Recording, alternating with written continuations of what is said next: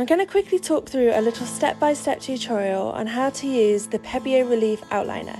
As you can see, I've already sketched out my design. I'm just going to go over it in my Sharpie pen so that I can see it when I come to place it underneath my Just For You Online UK mould. I'm just preparing my PPE ready, including gloves and a face mask.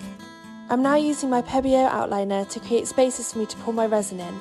This can be tricky and it can be hard to create the straight lines, and it takes patience, but it's worth it in the end.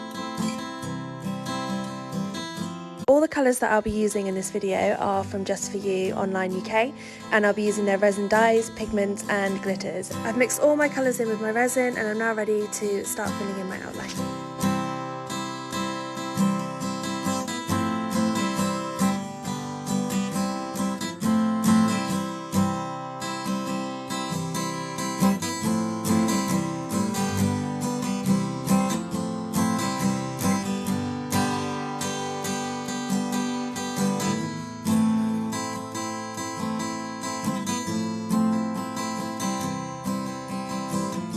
Once the resin layer is set, I have poured a final layer of clear resin over the top to seal in the design and